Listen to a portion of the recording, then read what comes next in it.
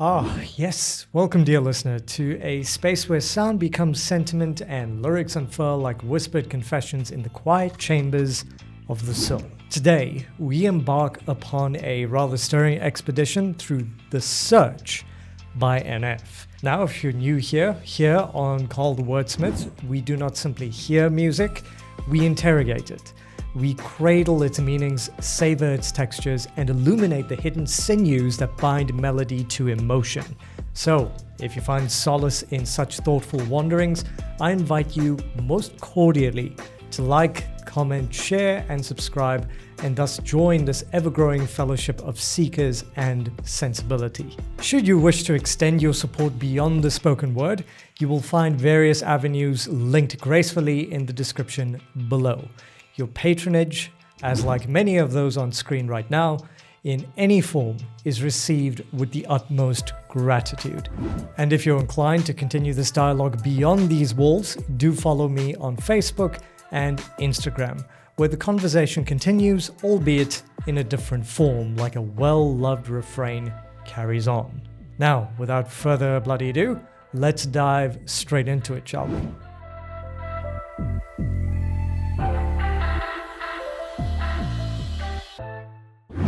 Okay, so The Search by NF. This has been highly requested, so I'm very, very keen to hear what it's about. It's been a while since I reacted to NF. About a month, I think. Okay. Trolley, black balloons.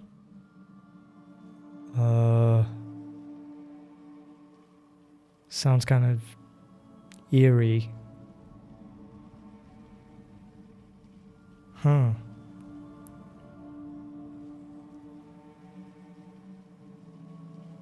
Well, I'm interested. Feels like a movie. Hey, Nate. How's life? I don't know. It's alright. I've been dealing with some things like every human being and really didn't sleep much last night. I'm sorry. That's fine. I just think I need a little me time. I just think I need a little free time. A little break from the shows and the bus rides. Yeah. Last year I had a breakdown. Thoughts telling me I'm lost, getting too loud. Had to see a therapist and I found out something funny's going on up in my house. Yeah, started thinking maybe I should move out. You know, pack my car, take a new route. Clean up my yard, get the noose out. Hang up my heart, let it air out. Well, that's quite the start. I need to sit with the lyrics for a bit because that was... Okay, it's clear after a few reactions to NF, he wears his heart on his sleeve and he writes like it too. Okay, so impressive start with The Search. And here I am immediately enveloped by a brooding, shadow-laden atmosphere, an emotional landscape where the instrumentation feels less like accompaniment and more like an echo of an unsettled mind. The timbre of NF's voice is not merely dark, it sounds bruised, weathered, carrying the grain of lived experience, while his cadence marches with a relentless, almost compulsive urgency, as though each syllable is being wrestled into existence against an internal resistance. There is a rawness here that resists polish. It's a deliberate refusal to sanitize pain. And it is precisely this unvarnished authenticity that renders the performance so arresting. Because when he opens with that disarmingly conversational, "Hey Nate, how's life?" we are not being addressed. We are eavesdropping on a psyche in dialogue with itself. What follows is a poignant excavation of the human condition. Sleeplessness, the quiet erosion of stability, the suffocating crescendo of intrusive thoughts. It's all just marvelous. His admission of seeking therapy is delivered not as a triumph nor a tragedy, but as a necessary waypoint in a labyrinthine journey inward. And then that striking metaphorical imagery, clean up my yard, get the noose out, hang up my heart, let it air out, which rather than courting morbidity, feels like an act of psychological housekeeping, a desperate yet dignified attempt to disentangle oneself from the clutter of despair. It is not merely music. No. Because what we are witnessing here is a form of cognitive cartography. It's mapping the shadowed corridors of the self with courage, candor, and an artistry that is as upsettingly profound as it is human. Okay, really fantastic start, so let's keep that going. Take a new route, clean up my yard, get the noose out, hang up my heart, let it air out. I've been searching, what does that mean, Nate? I've been learning, grabbing my keepsakes, leaving my burdens. Well, I brought a few with me, I'm not perfect. Looking at the view like this concerns me. Picking up the cues right, I'm quite nervous. Hating when I lose sight, life gets blurry and things might hurt me. It's probably gonna be a long journey, but hey, it's worth it though. Cold world out there, kids, grab your coat. Spend a minute, Jeez. I know now I'm back to Rome. Looking for the antidote to crack the code. Pretty vivid, I admit it, I'm in classic mode. Don't need pity given to me, but I can't condone. Talking down to me, I'ma have to crack your nose for cracking jokes. I'm looking for the map, the hope. You see me? Oh, wow. Making a whole lot of changes. Wrote a song about that, you should play it. I get scared when I walk on these stages. I look at the crowd and see so many faces. Yeah, that's when I start to get anxious. That's when my thoughts can be dangerous. That's when I put on my makeup and drown in self-hatred. Forget what I'm saying and... Sorry, I had to pause because there's a lot of lyrics and I'm trying my best to break it down as it comes, but I don't want to get too overwhelmed because I want to get the full depth and profundity within the lyrics. Okay, so far, this is not merely lyrical dexterity, but a profoundly introspective odyssey. It's NF grappling with the cartography of his own mind. When he declares, "I've been searching," and immediately interrogates himself in the verse after. What does that mean, Nate? He asked himself. I think what we're witnessing there is a consciousness unwilling to accept its own abstractions without scrutiny. This is the psyche in dialogue with itself, attempting to define the indefinable. Because the notion of grabbing keepsakes while leaving burdens is particularly evocative. It suggests a selective preservation of identity, a curatorial act where the memory is both treasure and torment. Yet, in a moment of disarming honesty, he concedes imperfection, acknowledging that some burdens inevitably follow, like shadows that refuse to be outpaced. And there is a persistent undercurrent of vigilance here, picking up the cues, life gets blurry, phrases that sort of intimate a mind perpetually on edge, scanning its environment for meaning, for threat, for coherence. And then there's that striking admission. It's probably going to be a long journey, but it's worth it though. I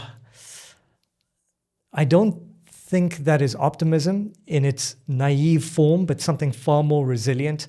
It's like a hard-won hope that's reluctant hope. So his metaphor of a cold world urging us to grab your coats feels, well, at least to me, paternal, cautionary, as though he momentarily steps beyond himself to address us directly.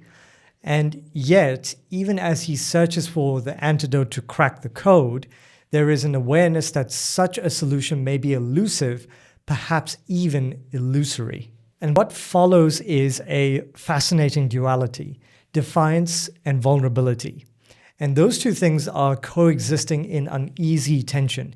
He rejects pity with almost visceral intensity, yet confesses to stage fright, to anxiety that metastasizes in the presence of an audience. The image of putting on makeup is especially potent, because it's a symbolic armor, a persona constructed to mask the corrosive whisper of self-hatred beneath. And in that final unraveling, forget what I'm saying, we encounter the fragility of it all, a mind so saturated with its own internal noise that even expression begins to fracture. I think for me, listening to the song and reading the lyrics, it is in essence a portrait of the modern psyche, brilliant, burdened, and perpetually in pursuit of a map to hope that may or may not exist. All right, so I took it back a bit. let's continue. I am so invested in the song. Be dangerous. That's when I put on my makeup and drown in self-hatred. Forget what I'm saying. And where the beat go? Oh, ain't that something? Drums came in, you ain't see that coming. Hands on my head, can't tell me nothing. Got a taste of the fame, it upon my stomach. Throw it back up like I don't want it. Wipe my face, clean up my vomit. OCD trying to push my. Wait a minute. I said don't touch it. Now y'all done it. I can be critical, never typical. Intricate with every syllable, I'm a criminal. Intimate but never political, pretty visual. Even if you hate it, I make you feel like you're in it though. You call me what you want, but never call me forgettable. Leave you deep in thought, I can never swim in the kiddie pool. Waited, I've been thinking the cinematic is beautiful, man. I don't know if I'm making movies or music videos. Yeah, the sound. Wow. He broke the fourth wall bloody opened. You know, with NF, right? And I wish my reaction videos to him did a bit better, because I would love to do a further deep dive into his stuff, because he is a brilliant, brilliant writer. In many ways, I would say he is the American version of Ren, although I have a few distinctions to draw between the two of them. But they're on that same sort of level in terms of lyrical writing ability. And I'll explain a little bit more in a different video. But let's take a look at those lyrics. All right, well, bloody hell, talk about breaking the fourth wall. No, I was not expecting that, because I'm just suddenly shifted into a space of destabilization and self-awareness colliding in real time. And it's as though the very architecture of the entire track itself is being questioned from within. Where'd the beat go? And it is far more than a productional observation. It is a metaphysical rupture, a moment where expectation collapses and we as the listeners are forced to confront uncertainty, the sudden re-entry of the drums, framed as an ambush rather than an accompaniment, which mirrors the unpredictable intrusions of thought and emotion that define the internal landscapes. So, therefore, in respect to all of that, the imagery quickly becomes visceral and deeply psychological. Got a taste for the fame, had to pump my stomach. Now, here, success is not romanticized but physically rejected, almost purged from the system as though recognition itself carries toxicity. The grotesque honesty of throw it back up like I don't want it. That sort of dismantles any illusion that achievement equates to fulfillment. It is a rare artistic admission, I'll admit, because that what is externally desired can internally feel incompatible with one's sense of self. I like what he wrote here, because as the verse progresses, we encounter a mind acutely aware of its own intensity and precision. I can be critical, never typical, intricate with every syllable. Now, there is pride there, yes, but also burden. The burden of a mind that cannot think simply, that renders experience in layered, almost architectural complexity. Even in his artistry, it becomes dual purpose, cinematic, beautiful, yet also uncertain in form. Am I making movies or music videos? And this blurring of medium reflects a deeper philosophical ambiguity about identity itself. Is he constructing art, or is he documenting perception?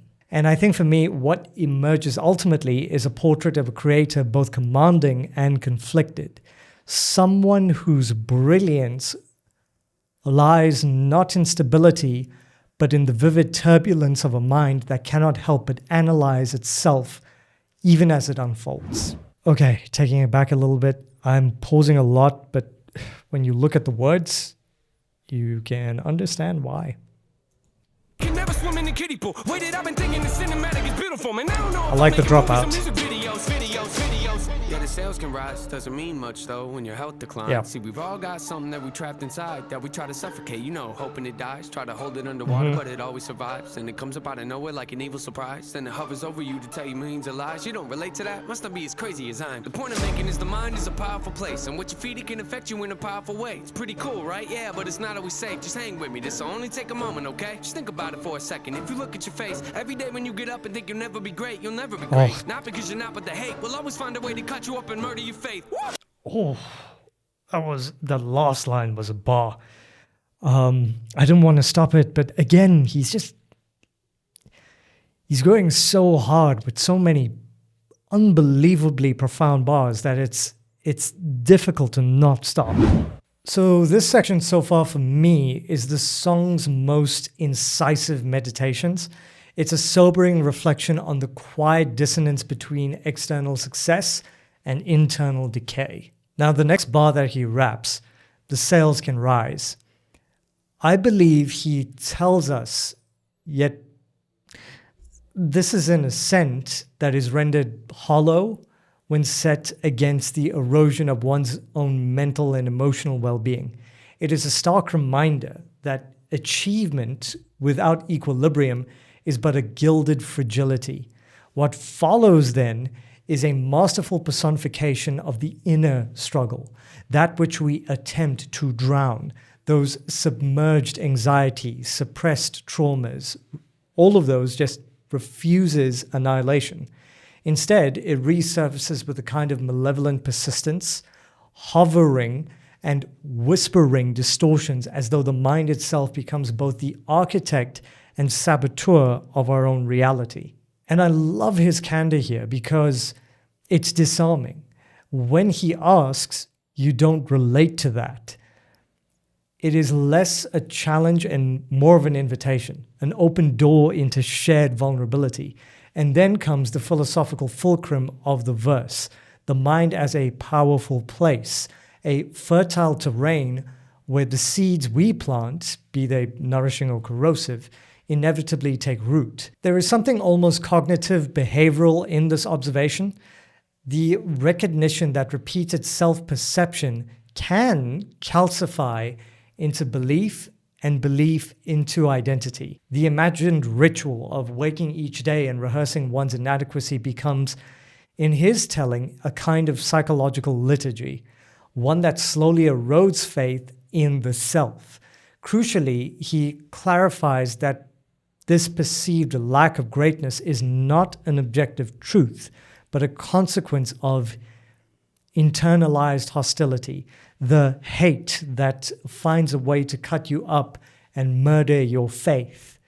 It is a chilling yet profoundly articulate depiction of self-sabotage, where the most dangerous adversary is not the world beyond, but the voice within that quietly insists we are less than what we actually are. Okay, again, apologies for stopping. I'm just going to let it run all the way through. Still got quite a bit of the song left, but let's have a go. Every day when you get up and think you'll never be great, you'll never be great. Not because you're not, but the hate will always find a way to cut you up and murder your faith. I've been developing, take a look at the benefits. Nothing to meddle with, I can never be the song is hard. Relevant that depends how you measure it. Take a measurement to back it up and give me the evidence. Pretty evident, dependable can never be tentative. I'm a gentleman, depending on if I think you're genuine. Pretty elegant, but not afraid to tell you to get it. Grip proper etiquette, I keep it to myself when I celebrate. It's that time again. Better grab your balloons and invite your friends. Seat belts back on, yeah, strap them in. Look at me, everybody, I'm smiling big. On a road right now that I can't predict. Tell me tone that down, but I can't resist. Y'all know that sound, better raise your fist. The search begins, I'm back, so enjoy the trip. Wow. Okay. What's up with the white figures in the background?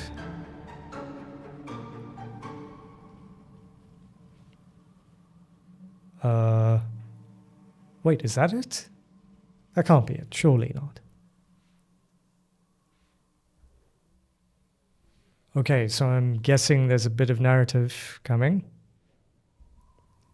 Okay, so it was pushing a trolley with black balloons attached to it. The Search. Yes. That's also the name of this album where the song is from, yes?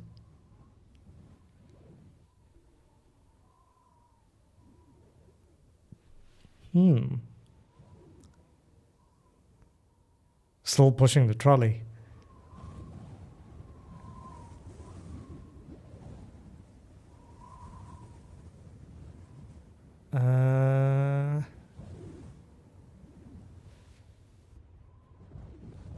Get rid of those.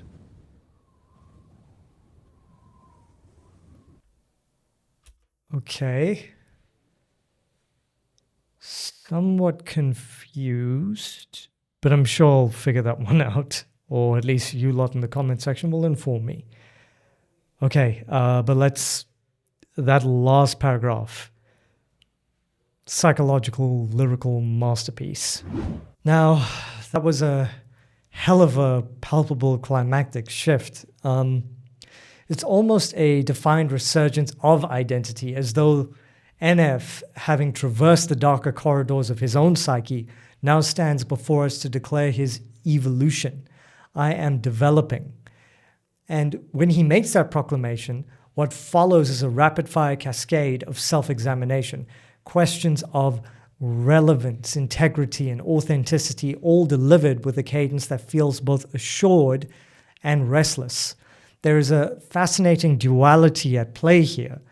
He positions himself as elegant and principled, yet simultaneously unafraid to confront the challenge, to disrupt. And it is the portrait of an individual who has relinquished the need for universal approval in favor of something far more arduous. And that, in my interpretation, is truth.